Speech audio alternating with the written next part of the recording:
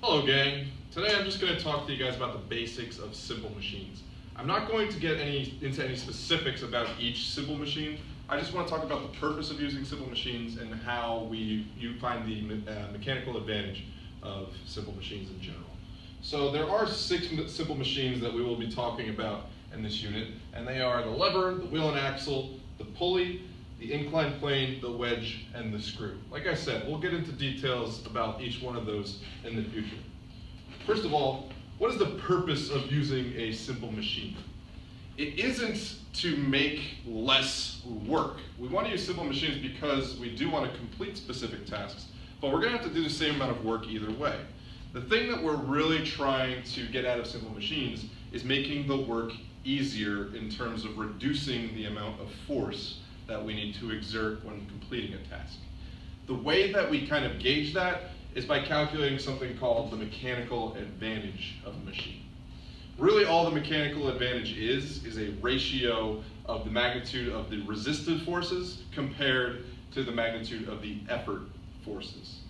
When I say resistance force, what I really mean is if I wanted to lift a huge dumbbell, the dumbbell's weight would be the resistive force. The effort force is actually how much effort I need to put into lifting that dumbbell. So that's what we mean by mechanical advantage. Resistive forces, we're going to use the variable Fr to represent resistive forces.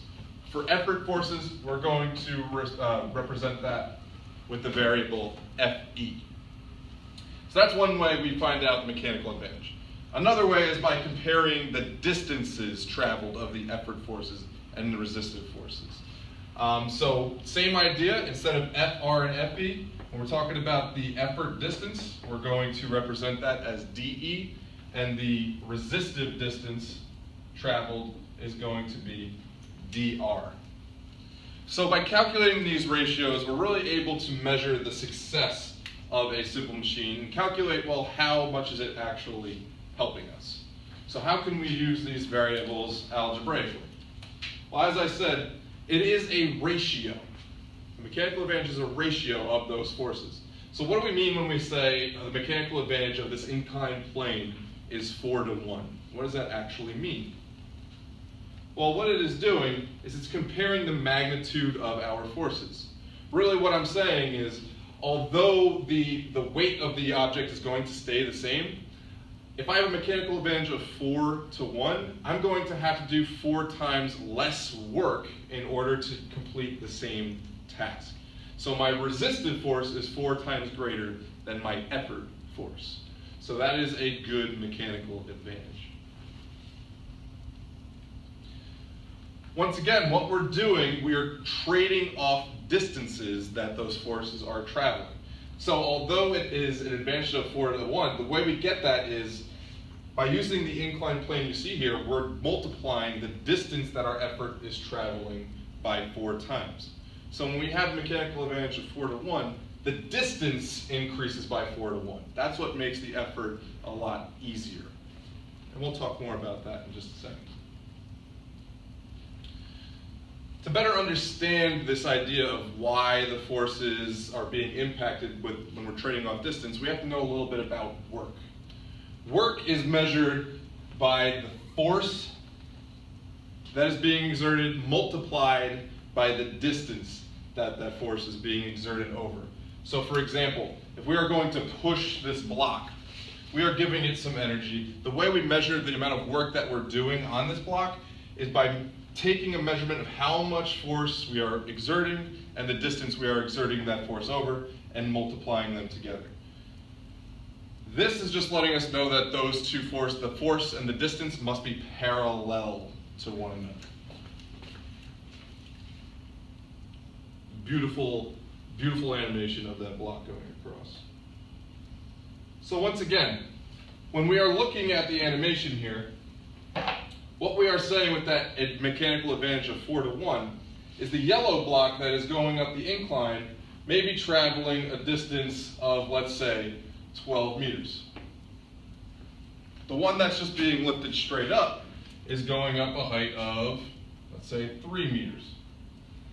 Now, which one is going to be harder to lift up? Well, intuitively, we know it's going to be a little bit harder to lift that up a height of 3 meters directly upward. But by using an inclined plane, it's a little bit easier to push it up the ramp and achieving the same task, okay? So the work that we're doing for each of these is going to be equal. The weight of the box may be, 50 pounds, a 50-pound box. That would be our effort force. Well, the work that I'm going to have to do to lift that 50-pound box up is going to be equal to 3 times 50, which means I'm going to have to do 150 joules of work. Now, regardless, since I'm doing the same task, if I'm using the inclined plane, I'm doing the same amount of work. So how much effort would I have to put into getting this ramp upwards? Well, like we said, the work is going to be the same amount, so that's going to be 150 joules, which is equal to my effort distance of 12 meters multiplied by the amount of force I need to get it upwards. Okay? So then what I would do is 150 divided by 12. Ms. Mertens might know the answer to that question, but I'm not sure. Ms. Mertens, do you know what 150 divided by 12 is? No. All right, she doesn't know. But I guarantee that it's a lot less than the 50 pounds that you exerted getting it up the ramp. Okay? So that is where we're trading off our effort in terms of distance. Okay? We're doing the same amount of work, but by doing that work over a greater distance, we're reducing the amount of force. One thing you want to keep in mind is that 1 is the magic number. If you have a mechanical advantage that is greater than 1, that means it is easier to do the task than if you didn't have that simple machine that you are doing. You are using less force to overcome the same resistive distance. Okay? In order to do that, you're going to have to exert that force over a greater distance. So what do you think would be the case if the mechanical advantage was less than 1? Well, intuitively, that would mean it is going to take a greater amount of force. So our simple machine is actually making the task harder. And the way that it does it is by reducing the distance that that effort force is being exerted over.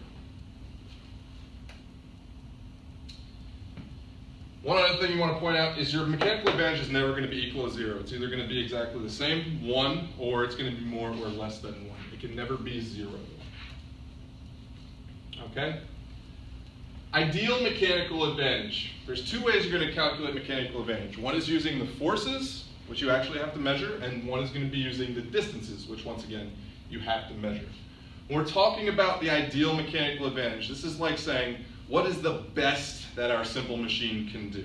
What is the absolute best that it can do? Because of this, we're not going to take into consider any friction that is going to reduce the efficiency of our machine. It is a ratio of the distance traveled by the effort divided by the distance traveled by the resistive force. Okay? So that is how we calculate ideal mechanical advantage. Actual mechanical advantage, you are actually going to put your simple machine to use. Okay? You have to get this calculation by actually using the machine. It does not take into consider frictional forces. Okay? So this is actually how well is the machine actually working. Okay? It is a ratio of the resistive forces compared to the effort forces. To find the actual mechanical advantage, all we do is take the resistive force and divide by the effort force. Okay? So what would be an example of a machine that has a mechanical advantage greater than 1? What are some machines that make tasks easier? POE is calling a windmill an example of something that is making a task easier. I think there are plenty of better ideas of simple machines that make tasks easier, like the inclined plane. We were saying we are increasing the distance of the force to reduce the amount of force that we are exerting. So what is an example of something that would have a mechanical advantage less than 1? Well, what comes to mind for me, I think they did nail this example, workout equipment.